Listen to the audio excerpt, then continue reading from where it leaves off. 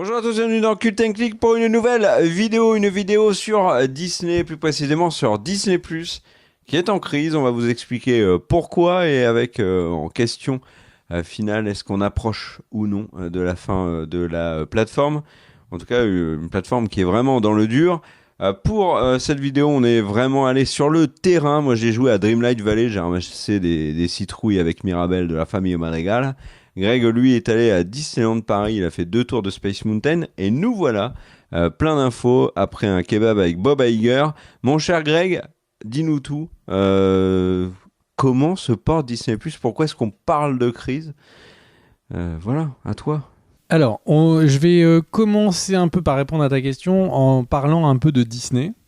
Après, on parlera un petit peu plus spécifiquement de Disney+, et puis on parlera un petit peu de ce que ça veut dire pour les contenus. Déjà, c'est quoi le topo aujourd'hui ? Aujourd'hui, il y a un plan de restructuration pour virer 7000 employés sur 220 000 employés. Au moment où on enregistre, il y en a déjà 4000 qui ont été licenciés, et les autres ne savent pas qui ils sont. Ils auront une petite pochette magique, ce qui toujours met une ambiance de merde. C'est pas dingo comme news, quoi. Voilà, merci un peu de mettre de l'humour auprès de ces gens qui vont perdre leur travail. Sur les 220 000 employés, si vous posez la question, il y en a 166 000 aux États-Unis. Donc c'est quand même la grosse majorité. L'action s'écroule. Donc là, ma chère Inès, tu peux mettre l'image. L'action s'écroule si vous regardez. Ça, c'est les stats sur les 5 dernières années. Donc on voit qu'il y a eu un moment où c'est monté, les gens y croyaient, c'était Disney+, l'annonce, machin et tout, folie intersidérale, et fait est que ça s'est pété la gueule de ouf. Pourquoi ça s'est pété la gueule ? Alors, une société, c'est très simple. Il y a l'argent qui rentre, l'argent qui sort. Jusque-là, je pense qu'on est niveau 0 de l'explication économique. Ça tombe bien, je ne suis pas spécialiste. Mais l'argent qui rentre, il y en a combien ? Ça, c'est le chiffre d'affaires. C'est l'image d'après, ma chère Danielle. Le chiffre d'affaires, c'est do Brasil. Là. Le chiffre d'affaires, il monte tous les ans. Donc jusque-là, bon, évidemment, pendant le Covid, il y a eu un petit arrêt. Le chiffre d'affaires, ça monte. Mais le problème, c'est qu'on s'en fout de savoir s'il y a beaucoup d'argent qui rentre.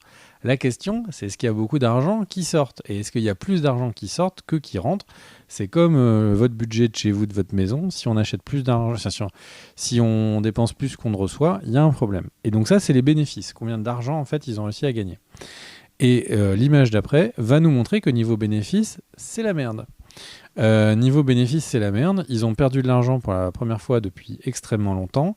Ils ont du coup annoncé à leurs actionnaires qu'ils ne donneraient pas de bénéfices, ils ne distribueraient pas de ce qu'on appelle les dividendes. Et évidemment, quand les gens ils choisissent de mettre 1 euro chez quelqu'un chez qui ça ramène de l'argent, ou de récupérer que 70 centimes et en plus de jamais rien récupérer, les gens ont fait un choix étonnant de se dire je désinvestis de l'action de Disney pour l'investir ailleurs. Ce qui explique pourquoi ils se sont pété la gueule. Une fois qu'on dit ça, d'où viennent les revenus ? Parce que j'ai envie de dire Disney. Tout le monde pense que Disney, c'est Marvel, c'est Star Wars, c'est les films Disney. Mais comment est-ce qu'ils gagnent l'argent ? Eh bien, l'image d'après, en fait, là, on voit sur cette image les pourcentages des revenus. Et en fait, d'où vient leur argent ? Et en fait, ça, c'est intéressant. La proportion, donc là, si vous regardez, si vous avez des bons yeux, moi, j'ai obligé de me l'agrandir sur mes notes, eh bien, 30% des revenus, 28%, c'est le parc. Et accessoirement, on va en parler, c'est la partie qui va très bien et qui est en train de sauver Disney. Et particulièrement Euro Disneyland, c'est la maison. Ensuite, tu as 55% qui viennent de Disney+, médias, divertissement, ils appellent ça. Tu as 28%, donc un autre pourcent qui vient de ce qu'ils appellent donc médias linéaires, c'est les chaînes de télé, Disney Channel, les chaînes de télé américaines, et les autres chaînes de télé qui possèdent partout dans le monde. Ensuite, il y a le 20% qui est le direct to consumer. D'ailleurs, je ne suis pas du tout en train de vous parler en pourcentage. Parce que là, ça ferait plus que 100%, il y aurait un problème. Non, là, je suis en train de vous parler en milliards de dollars. Et donc, il y a 30 milliards de dollars qui viennent des parcs, 55 qui viennent du média divertissement. Donc, c'est aussi les places de ciné. Les chaînes de télé, c'est 30 milliards. Et ensuite, il y a le direct to consumer, là, 20 milliards. C'est quoi? C'est les goodies que vous achetez, c'est les produits, c'est tout ce que vous allez acheter en direct à Disney. Et ensuite, il y a la vente de licences, de contenu, etc. Donc c'est quand, par exemple, ils disent on donne tel film sur Netflix pendant un an, ou telle série à Netflix pendant un an, ils récupèrent du cash. Le fait de pouvoir voir un film de Disney sur TF1 le dimanche, c'est TF1 qui a payé, ça redonne du cash. Ok, donc ça c'est comment ils gagnent de l'argent. Comme on l'a vu, il y a des trucs qui gagnent de l'argent, il y a des trucs qui n'en gagnent pas. Le truc, c'est que à l'heure actuelle, donc en fin de 2022, Disney+, c'est 164 millions d'abonnés. Et c'est là, on est dans les premiers mois, au moment où on enregistre, c'est les premiers mois où ils perdent des abonnés. Donc en fait, ils perdaient de l'argent parce qu'ils n'avaient pas atteint le suffisamment d'abonnés pour que les contenus qu'ils créaient étaient rentables. Et là, ils perdent des abonnés. Donc c'est pas gagné tout de suite pour que un euro investi sur Disney+ permette de gagner 1 euro. Je le disais, les parcs, c'est 28 milliards de dollars, donc c'est colossal. Et sur la part des revenus, et du coup il y a plein de gens, il y a plein d'analystes quand j'ai préparé le dossier qui en fait disaient que là, il fallait pas voir Disney, la société, comme une société qui fait des films et des séries et des trucs, etc. Mais il fallait la voir comme une société de parcs d'attractions qui accessoirement fait des films et des trucs sur le côté. Ce qui fait comprendre plein de choses. Il y a des choix d'achat de licence, des trucs, parce que ça va faire amener beaucoup de trucs beaucoup d'argent en fait sur les parcs. Les parcs, et vous allez être surpris. Moi, il y a des trucs que je connaissais pas sur les parcs, mais reparlons des parcs dans quelques instants. On parle du fait que les médias, la partie média ne va pas. Il y a ESPN+, la branche ESPN+, et Hulu. Hulu, dont ils possèdent une grosse partie, mais pas tout. Ils ont perdu 1,1 milliard de dollars sur un trimestre. Et c'est, si vous voulez, pour Disney qui était habitué à ne faire que des trucs rentables, on est très très loin d'un équilibre. Et ils estiment qu'ils ne seront pas à l'équilibre avant 2024. Donc autant vous dire que c'est pas la fête. Les résultats globalement de tout ce qui est streaming, donc Disney+, ESPN+, aux États-Unis qui est intégré, mais il y a des gens qui prennent que ESPN, Hulu, etc. L'intégralité de tout ça, eh bien, c'est à perte. Et on estime que alors j'ai vu beaucoup de trucs différents, mais en gros ils estiment que soit ce sera pas rentable pendant encore de nombreuses années, soit que il y a pas d'espoir avant 2024. On a ensuite les parcs à thème qui eux ont un bénéfice tranquille de 3,5 milliards par trimestre, et c'est notamment une augmentation de 25% par rapport aux années précédentes, notamment parce qu'il y a eu une très grosse fréquentation pendant les fêtes de Noël de 2022. Et alors le truc, c'est qu'il est à noter quelques derniers points. Il est à noter que le direct to consumer, donc la vente en direct, s'effondre. C'est une des années où ils ont le moins vendu de produits. Alors on pourra en parler, hein. Peut-être qu'on vend moins de produits de super-héros si les films, il y a un peu un désintérêt. On vend moins de Star Wars, qui était une franchise qui était connue comme étant toujours rentable. Il y a eu un désintérêt pour Star Wars depuis quelques années. Hype que les séries sont en train de corriger, mais fait est qu'il y a encore c'est encore en train de... on va dire le très large public est quand même déçu de la postologie. Et ensuite, donc, quand on voit un petit peu ce qu'ils sont en train de faire, Hulu, du coup, eh bien, est-ce qu'ils vont vraiment acheter les 30% qui restent ? Ils avaient activé l'option pour pouvoir les racheter. Le patron de Comcast a dit qu'il était fort probable qu'ils achètent. Bob Iger vient de dire qu'en fait, ils allaient refaire un point parce qu'ils ne savaient pas si c'était très intéressant de racheter. Il y a clairement des coupes de budget coupes de budget dans tous les sens. Alors ça, c'est vraiment la partie dont on va parler avec R, mais il y a des coupes de budget qui sont préparées. La promotion, globalement, des films, des séries de Disney+, est en baisse, donc on voit moins de pubs, donc c'est un peu le serpent qui se mord la queue. On a des films qui ont moins de budget, potentiellement qui sont moins bien, on fait moins de communication dessus, donc ils rencontrent moins d'argent, donc on fait moins de communication dessus. On peut donner des chiffres si tu veux. Là, globalement, Disney, ils veulent économiser 5,5 milliards et ils ont annoncé une coupe de 3 milliards sur les contenus. Voilà. Donc 3 milliards, c'est beaucoup. C'est beaucoup d'argent. Ils vendent du coup plus de contenu ailleurs, donc des licences. Comme il faut rentrer du cash, autant vendre aux chaînes de télé locales, du coup, les films, les trucs pour pouvoir les diffuser. Et ils achètent eux moins de contenu pour le mettre sur leur plateforme parce qu'ils n'ont pas les sous pour. Alors, quand on leur parle de l'avenir, qu'est-ce que va répondre Disney ? Et après, on va un peu déclencher le débat avec R. Ils nous disent que 2023 va être une année géniale parce qu'il y a un line-up de ouf. Donc ça, je suis reparti sur les discours qu'ils ont fait fin 2022. Et alors, on voit que ça peut être la déception. Ils annoncent que ça va être une année incroyable parce qu'il va y avoir Ant-Man et la guêpe Quantum Mania, que ça va être un succès de ouf. Bon, ça, Kerr, succès ou pas succès ? Échec. Échec total. Bel échec. Ensuite, il y a le deuxième film qui est prévu, c'est Les Gardiens de la Galaxie Volume 3. Ça, pour le coup, c'est pas si mal. Et ensuite, The Marvels. The Marvels, je suis vraiment pas rassuré sur la possibilité que ce soit un gros succès, mais on verra. Et Indiana Jones 5, qui n'est pas en... Il y a La Maison Hantée cet été aussi. Voilà. Et ensuite, il parle... Il y a un gros film de Noël. Alors, il y a un gros film plus élémental de Pixar.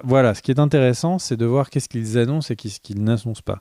Il y a Élémental de Pixar, il y a La Maison Hantée de Disney, qui sont mentionnés, mais par exemple, n'est pas mentionné dans les rapports pour l'année qui vient, donc 2023, Wish, qui est censé être le gros film de Walt Disney, alors qu'il était censé être le gros hommage aux 100 ans de narration par Disney, etc. Donc, peut-être que Wish est déjà prévu comme un film qui va être reporté. C'est en tout cas étonnant. Alors, sur Wish, mon cher Greg, la promo vient d'être lancée. Ils annoncent même les acteurs et actrices qui vont doubler. Il y a une bande-annonce. Le film va sortir en fin d'année. Est-ce que ça va être un succès ? Je pense que Disney prend des pincettes parce que les derniers films de Noël n'ont pas été de gros succès, malgré la qualité. Encanto, moi, j'ai trouvé excellent, mais il n'a pas rencontré particulièrement son public. Après, il peut y avoir d'énormes surprises. La Reine des Neiges a eu une promo extrêmement tardive, plutôt discrète. Personne ne s'attendait à un succès, ça a été un raz-de-marée. Donc, c'est vraiment à qui tout double sur des films comme ça de Disney de fin d'année. Il y en a qui marchent, il y en a qui marchent pas. C'est le problème quand on arrive avec une nouvelle, j'ai envie de dire une nouvelle franchise. Ce que Hollywood n'aime pas, hein. Très clairement, ils sont dans la suite. Là, à chaque fois, Disney essaye de proposer du nouveau avec un nouveau film de fin d'année ou en cours d'année. Tu vois, ça va être pareil avec Elemental de Pixar. C'est plus inquiétant pour Pixar d'ailleurs, hein. Si Elemental ne marche pas, je pense que Pixar va être limité à la case direct ou Disney+. Hein. Mais ça, c'est encore un autre sujet. Et du coup, alors, ce qui est surprenant, et alors là, en tout cas, moi, ce qui m'a surpris, peut-être que vous êtes tous au courant, mais moi, je ne suis pas, c'est qu'en fait, il y a un paquebot Disney Wish qui s'appelle Disney Wish. Il y a une Disney Cruise Line aussi. Donc c'est un paquebot où tu fais des croisières Disney+, tu as à l'intérieur, t'as les décors de certains films de Disney. Je trouve ça hyper étonnant. Je n'étais absolument pas... Et en fait, le truc, c'est qu'ils sont remplis à 90%. Financièrement, c'est un énorme carton. Et ça aide, comme c'est dans la branche des parcs, ça aide les parcs à justement cartonner. L'amélioration des parcs et l'économie de tout Disney en fait est aussi à la hausse parce que Euro Disneyland cartonne. Il parle d'une résurgence spectaculaire du parc, d'un succès incroyable. Il y a une augmentation de la fréquentation qui est ouf, mais besoin de cash oblige. Ils ont augmenté les prix de manière folle. Enfin, franchement, c'était 100 € pour les deux parts 99, c'est devenu 120 si je ne me trompe pas. Ça devient très très cher. Enfin, bref, nous on a Enfin bref, donc du coup, le truc c'est que c'est fou. Et il y a un dernier élément qui est intéressant, c'est ce qu'ils appellent l'ARPU, donc le revenu par utilisateur de Disney+, c'est-à-dire un utilisateur, combien il va faire gagner d'argent à Disney. Eh bien, sur Disney+, globalement, la moyenne de tous les utilisateurs de Disney+, est en train de baisser. C'est-à-dire qu'il était, il était d'à peu près 6 $ et maintenant il est de 5,96 $. Alors là, tu vas me dire, mais comment est-ce que sur Disney+, eh bien, un abonné peut faire gagner moins d'argent qu'avant ? Disney qui est dans des packs, et Disney+ qui est dans des packs et des packs qui coûtent moins cher. Des personnes qui prennent des options supplémentaires aux États-Unis, il y en aurait moins. Et donc, ça fait que globalement, Disney+... Et au début, il y avait des VOD payantes sur Disney+. Et du coup, au moment de la pandémie, ils ont sorti des films et c'était pas donné. Donc forcément, ça faisait rentrer des sous dans la caisse. Et si on regarde le revenu par utilisateur aux États-Unis spécifiquement, qui est évidemment le plus gros marché pour eux, c'est 10% la baisse. Donc, c'est Disney+, c'est moins d'abonnés qu'avant, et des abonnés qui font moins gagner d'argent à la plateforme. Bon, maintenant, vous allez me dire, c'est bon, ça faisait beaucoup de thunes, rentrons dans le débat. À ton avis, Kerr, tout ce que je viens de dire, de quelle manière on le voit est-ce que toi, tu le ressens un petit peu, ces problèmes d'argent, sur ce que tu vois de Disney ?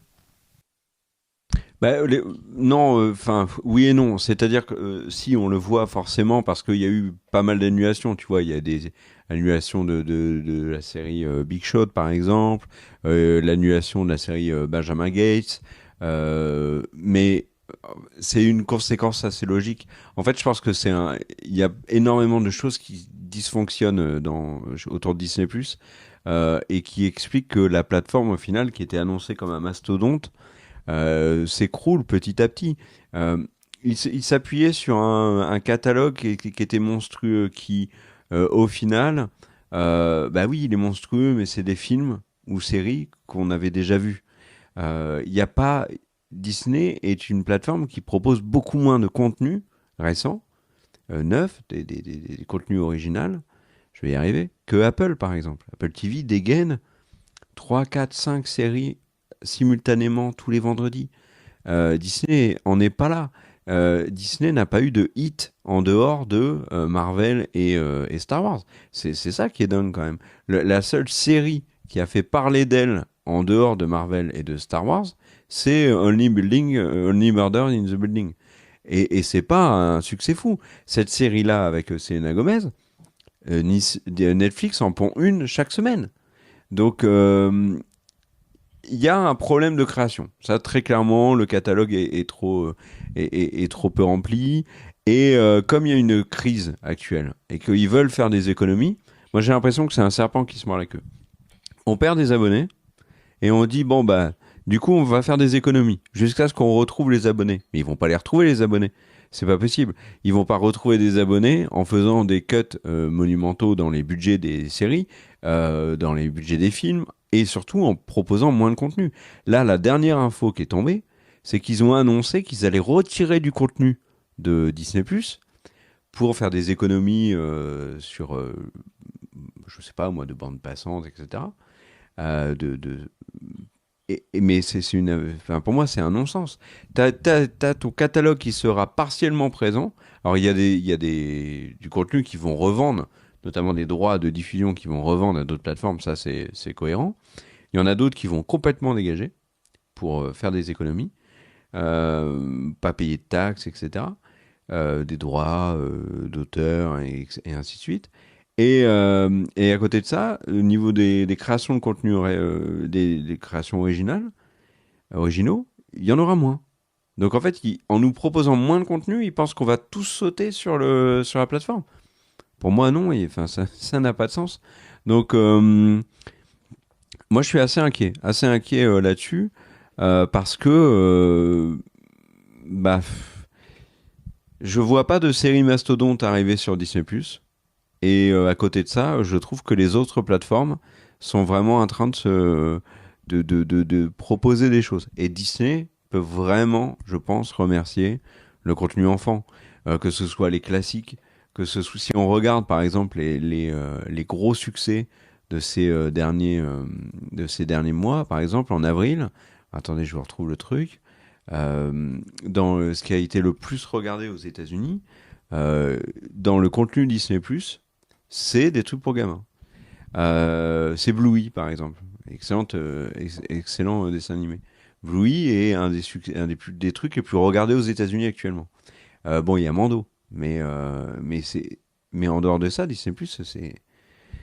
Donc non, je suis pas étonné qu'il y ait une baisse d'audience du nombre d'abonnés.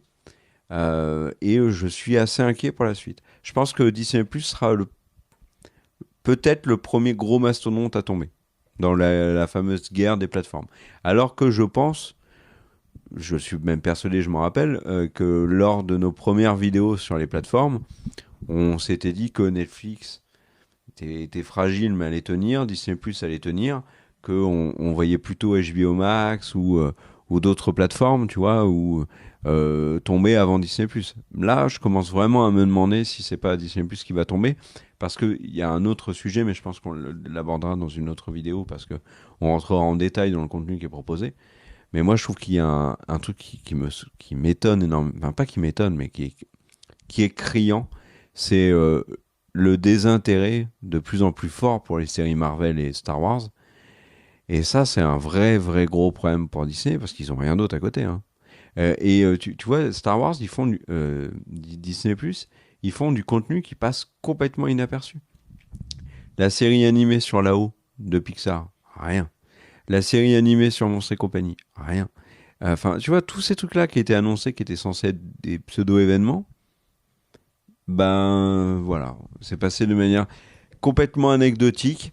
Et ça, c'est lié à un autre problème conjoncturel qui est le fait qu'on est submergé de contenu et qu'à ce jeu-là, soit parce que un problème de communication, soit parce que pas assez de contenu, mais en tout cas Disney+ n'arrive jamais à sortir son épingle du jeu. Il n'y a pas de série Disney+ qui va avoir un succès, qui va faire parler, comme Netflix arrive à en pondre très régulièrement des séries qu'on n'avait pas du tout vu venir, qui vont être d'énormes cartons, ou des films qu'on n'avait pas vu venir, qui vont être d'énormes cartons. T'es d'accord avec ça, toi, mon cher Greg ? Je suis complètement d'accord avec tout ce que tu dis. J'ai l'impression qu'en fait, la politique de Disney, c'est de dire on est tellement gros que c'est sûr vous allez venir et nous payer On a toutes vos séries, tous les trucs, enfin toutes les séries dans le sens toutes les licences les plus ouf, et du coup vous allez tous venir nous regarder, c'est obligé. Star Wars, c'est obligé que tu payes. Marvel, c'est sûr que tu payes. Sauf que là, les films Star Wars c'était beauf. Il y a eu beaucoup de films Marvel qui étaient beaufs. Les Disney, on était sur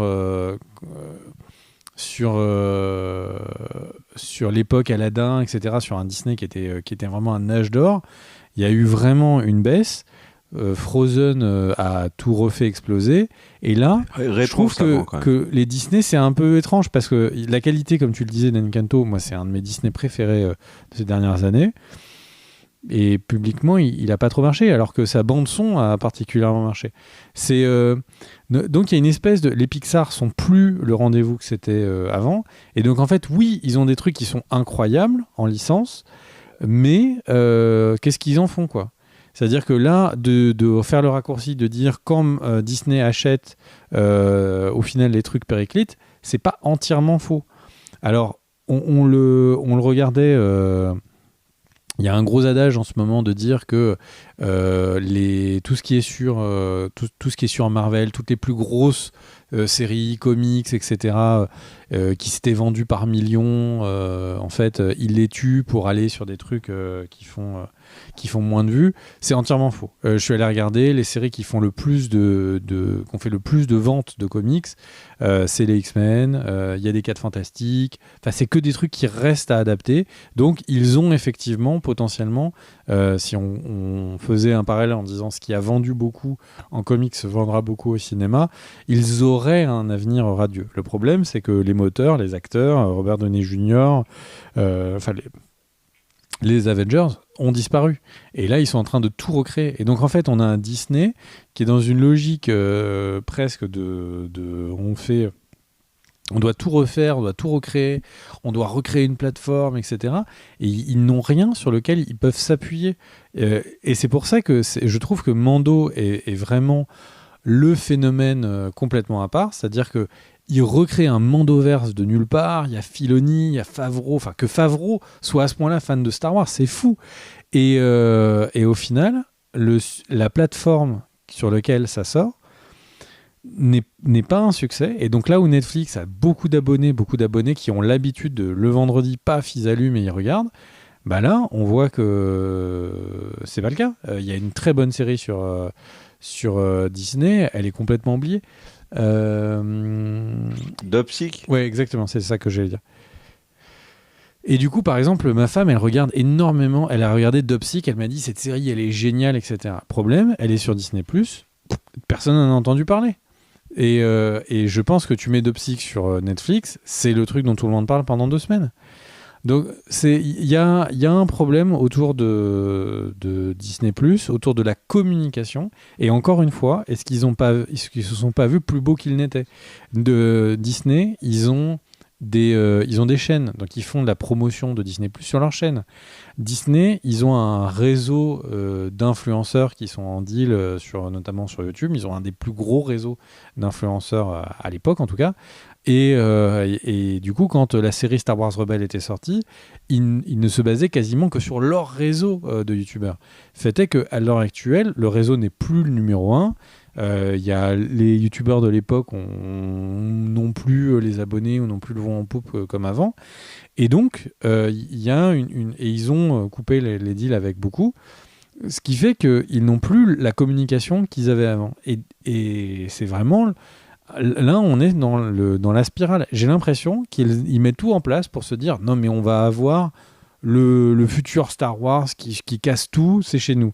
Sauf que depuis le début ils nous disent on veut un succès à la Stranger Things, qui est générationnel, sur lequel les gens s'abonnent et prennent 1 an d'abonnement pour voir tous les épisodes d'avant et voir les épisodes d'après.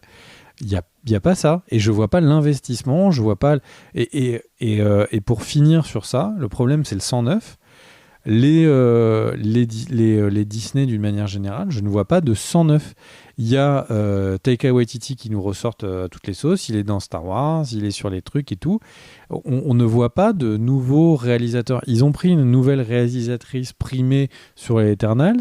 Elle a clairement fait comprendre qu'elle allait sans doute pas revenir. Ils ont fait un appel il y a quelques mois en disant qu'ils allaient laisser les coups des franges pour des réalisateurs. Je pense qu'ils ont un vrai problème pour trouver des créatifs qui ont envie d'aller chez Disney, qui est un petit peu une espèce de machine à broyer les idées. Combien de films Disney, toutes licences confondues, ont perdu leur réalisateur sur les derniers temps? Le dernier Blade a été en pause pendant plusieurs semaines parce qu'il n'avait plus de réalisateur, alors que le tournage il est dans quelques mois. Enfin, c'est que des signes, c'est que des très mauvais signes en fait. Et la personne qui a mis tout ça en place, qui est donc Bob Iger, est partie à la retraite. On a eu Bob Chapek qui a eu à gérer les retombées du Covid. Il est licencié comme un malpropre, et pas que ce soit un mec bien, mais il est licencié. Et derrière, on a de nouveau Iger. Il y a un vrai problème de mettre du 109, avoir une nouvelle direction. Et là, tout ce que je vois, c'est qu'ils ont compris que les parcs, c'était une cash machine, et ils sont prêts à mettre des lignes, des fast-pass pour faire payer. Et du coup, ça fait un vrai problème de 109 dans les effectifs. Et pas beaucoup de 109, ça veut dire pas beaucoup de nouvelles idées. Et c'est du coup une spirale. Ils ont les licences pour revenir, ça c'est un fait. Mais la question, c'est qu'est-ce qu'ils en font, quoi. Qu'est-ce que t'en penses, toi, Kerr? Alors, moi, il y a un truc que t'as dit sur lequel je veux revenir, parce que je pense que il y a une évolution dans la consommation des plateformes qui fait que c'est plus vrai aujourd'hui. Tu dis, ils ont pas le Stranger Things, le truc générationnel, qui fait qu'on va s'abonner pour 1 an à partir de ça. Mais ça existe plus, ça, en fait. Les plateformes actuelles qui ont nos abonnements se basent pas sur une série qui va marcher. En fait, c'est parce qu'elles proposent du contenu de manière régulière. Et si Netflix continue de marcher autant et d'être une plateforme pour laquelle on n'envisage pas de se séparer, c'est parce que chaque semaine, ou presque, tu vas avoir un truc qui pop que t'as pas vu venir. Moi, là, je vais être très concret, mais on en parle dans d'autres vidéos aussi, mais là, cette semaine, je regarde mon truc peinard sur MyCanal, et là, je me dis, tiens, qu'est-ce qu'il y a sur Netflix? Et je tombe sur une série que j'avais jamais entendu parler, et qui est première, et qui est première en 2 jours, et qui est Black Knight. Bah, tu vois, cette série, je n'avais jamais entendu parler. Enfin, et Netflix fait ça constamment. Pour moi, ça n'est jamais arrivé avec Disney. Et ça, c'est un vrai problème. Pas assez de contenu. Je pense que la politique qu'ils ont là de vouloir réduire le contenu n'est pas la bonne. Si on prend un exemple de plateforme qui fait peu de contenu et qui l'assume, mais par contre qui fait du super contenu, c'est Apple TV.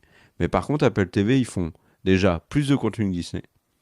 Et en plus, le contenu qu'ils font, c'est toujours avec des stars aux commandes. C'est toujours des trucs quali, ou presque. Hein, il y a le film Ghosted, mais qui est à la ramasse, mais globalement, les séries sont folles. Et bah, quand tu vas aller sur Apple TV, tu vas regarder les petites vignettes, tu vas dire, quoi, il y a cet acteur, cette actrice dans cette série, je vais regarder. Moi, sur Disney+, ça m'est jamais arrivé. C'est un truc de dingue. Ça m'est jamais arrivé. Ou alors les sujets m'intéressent pas. Tu vois, Dopsic, c'est un sujet qui Mais ce que tu regardes sur Disney+, pas. c'est la série qu'ils ont poussée à fond, c'était Pamela et machin, et Tommy Lee. Tom et Pamela. Ouais. Et là, c'était le moment où il y avait une communication de ouf. Pam et Tommy. Mais Ouais. cette série, est-ce qu'elle est vraiment... Elle était faite pour parler aux gens qui avaient pris Disney+, pour des raisons familiales, des raisons de Star Wars et des raisons de Marvel? Oui, mais alors après, on peut pas non plus reprocher à Disney+ de vouloir être une plateforme comme les Netflix. C'est-à-dire Netflix, il y a du contenu pour enfants, du contenu pour ados, du contenu pour Est-ce que cette série était du qualitativement contenu pour au niveau d'être presque celle qui a eu le plus de communication? Il y a eu plus de communication sur Pam et Tommy. Elle a eu des bonnes critiques.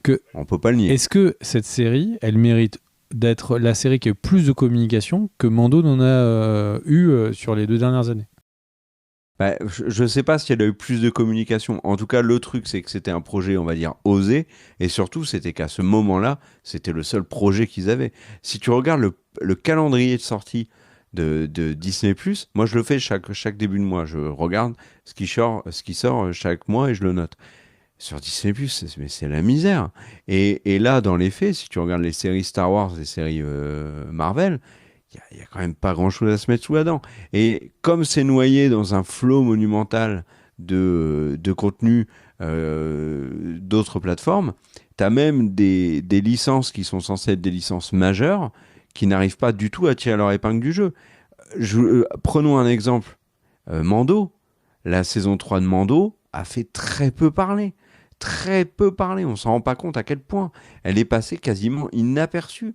Alors, c'est un peu exagéré, inaperçu, mais il y a plein d'éléments qui sont dans la saison 3 qui, diffusés dans le même contexte que dans la saison 1, ça aurait détruit Twitter.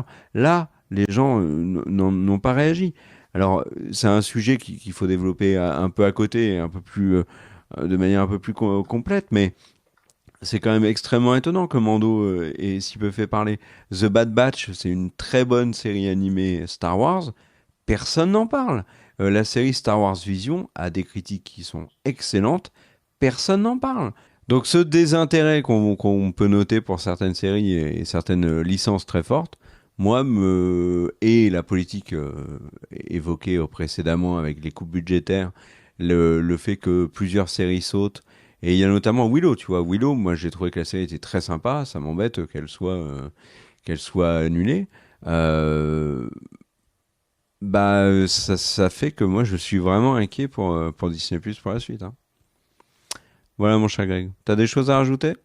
Non, je pense même que j'ai trop parlé sur cette vidéo et du coup, on voulait vous donner un petit peu le contexte parce qu'il y a plein de gens en ce moment et même nous, parfois, quand on fait les news ou d'autres vidéos, on dit Disney, ça va pas bien. Mais sans expliquer qu'est-ce qui va pas bien. Les parcs, ça va très bien. Et et les parcs, c'est une source. Et il y a aussi un truc, bon, c'est très très finance, mais il y a qu'est-ce qui te ramène du vrai cash tout de suite maintenant, et qu'est-ce qui te fait Il y a les jeux du vidéo. cash pour plus tard. Les parcs, c'est de l'argent sonnant et trébuchant qui rentre dans les caisses tout de suite. C'est pas un abonnement où il y aura peut-être un renouvellement dans un an, c'est de l'argent tout de suite maintenant sur votre compte. Et du coup, l'argent des parcs est très très très très important pour l'économie financière et pour avoir de l'argent disponible. Parce qu'un film, pour le coup, les dépenses, elles sont tout de suite maintenant. Il faut payer le mec qui ramène le bois, le mec qui traite le bois, le mec qui construit le décor avec le bois, le mec qui met la peinture sur le bois. Il faut le traiter tout de suite.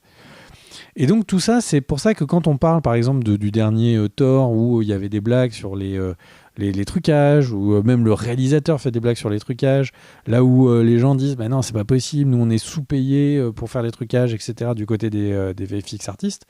Le truc c'est que globalement, quand on fait le bilan de tout ça, bah, c'est juste que c'est une société qui va juste pas bien du tout en ce moment.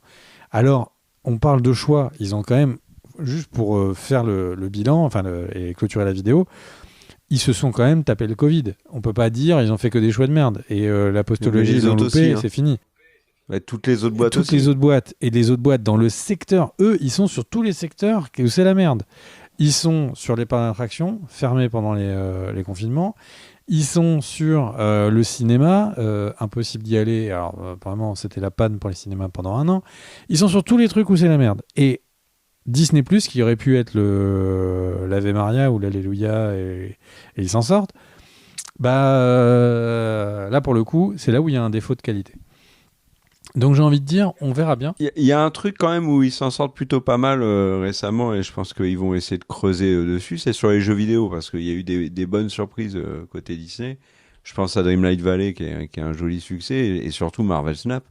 Donc ils peuvent quand même s'appuyer là-dessus. Puis je pense que il y a forcément avec les comics, avec les films qui vont arriver, Marvel reste quand même quelque chose de très puissant, et je pense notamment au niveau du merchandising. Donc voilà. Ok, bon en tout cas, merci à tous, des bisous, on espère que ça vous a plu. Si vous aimez ou si vous n'aimez pas ce genre de dossier, n'hésitez pas à le dire en commentaire, parce que typiquement, préparer cette vidéo a pris 10 fois le temps de préparation des autres vidéos de la semaine.